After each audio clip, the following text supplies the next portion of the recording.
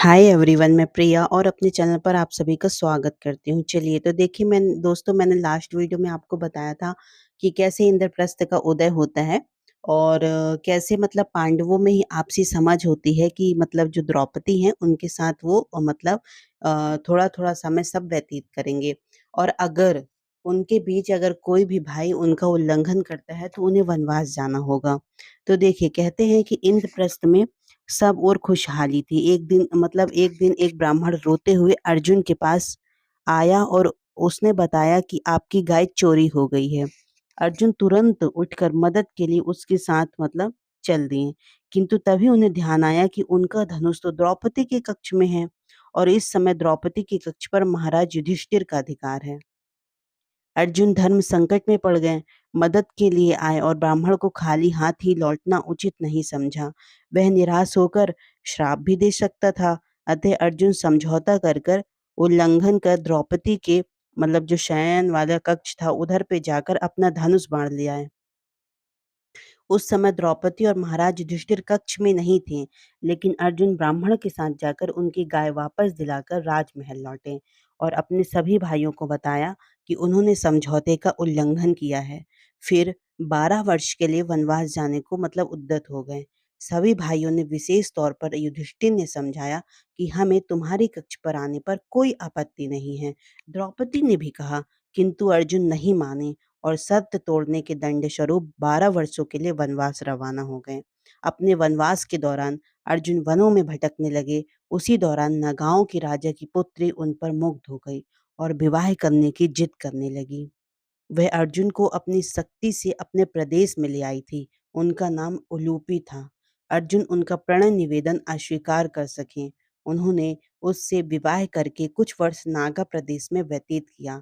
फिर एक दिन अर्जुन ने कहा कि उन्हें जाना है, तो उलूपी ने उन्हें खुशी-खुशी जाने की स्वीकृति दे दी और यह वरदान भी दिया कि आज से सभी जलचर तुम्हारे रक्षक व मित्र होंगे।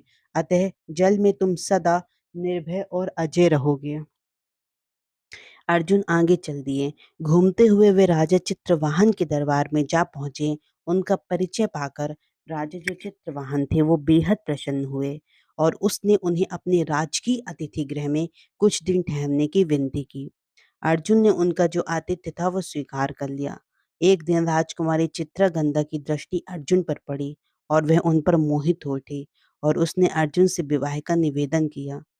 अर्जुन ने राजा चित्रवाहन से अनुमति मांगी तो उन्होंने कहा कि चूंकि मेरा कोई पुत्र नहीं है, इसलिए चित्रगंधा से उत्पन्न पहले पुत्र को तुम्हें मुझे देना होगा ताकि मेरी वंश बेल आगे बढ़ सके। अर्जुन ने राजा चित्रवाहन की यह शर्त स्वीकार कर चित्रगंधा से शादी कर ली और उसमें एक पुत्र मतलब उत्पन्न हुआ तो उसे राजा चित्रवाहन के सुपुर्द करके अर्जुन अपनी राह पर चल पड़े। इस बार उनका जो रुख था वो दक्षिण की ओर था। एक घने वन में जाने पर अर्जुन को एक स्थान पर कुछ ऋषि मुनियों ने आश्रम दिखाई दिए।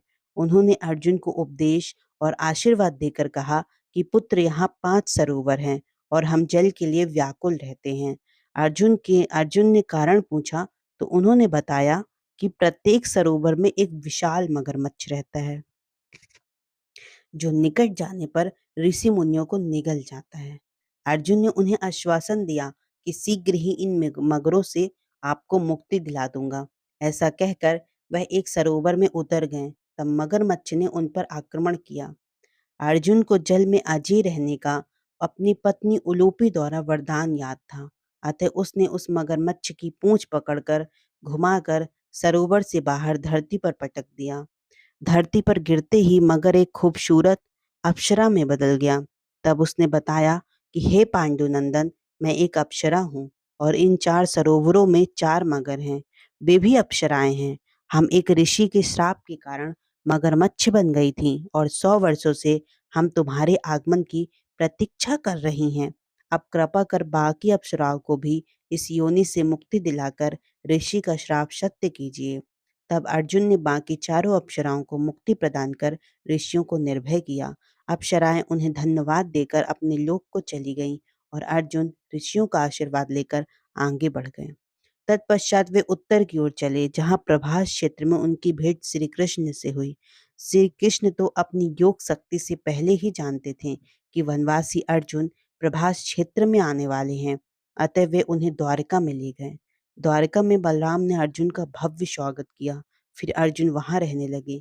एक दिन उनकी दृष्टि बहन बलराम की बहन सुभद्रा पर पड़ी और वे मोहित हो गए और उन्होंने कृष्ण के समक्ष सुभद्रा से विवाह का प्रस्ताव रखा।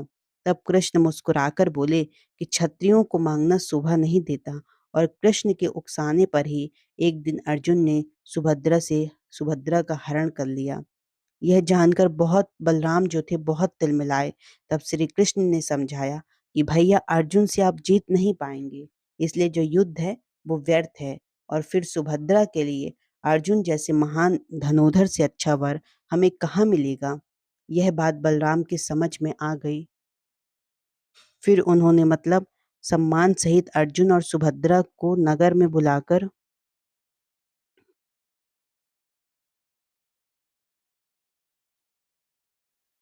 मतलब जो अर्जुन और सुभद्रा को उन्होंने नगर में बुलाकर फिर क्या किया देखिए। तो सबसे पहली बात तो ये कि बुलाकर उनका जो विधिवत विवाह करवा दिया।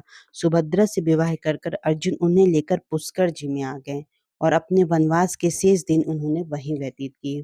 तो देखिए दोस्तों, मैंने आपको बताया कि कैसे मतलब जो अर्जुन थे उन्होंने जैसे मतलब जो पाँचों पांडव थे उन्होंने अपना एक चीज़ बनाया था कि कोई भी अगर इस चीज़ का उल्लंघन करेगा तो उनको वनवास जाना पड़ेगा।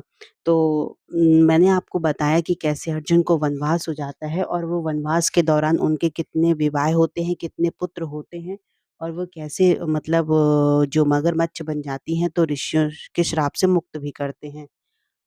आई होप आपको वीडियो बहुत पसंद आया होगा दोस्तों, तो ज़्यादा से ज़्यादा हमारे वीडियोज़ को शेयर करें और हमारे चैनल को सब्सक्राइब भी करें। Thank you so much. जय श्री कृष्ण।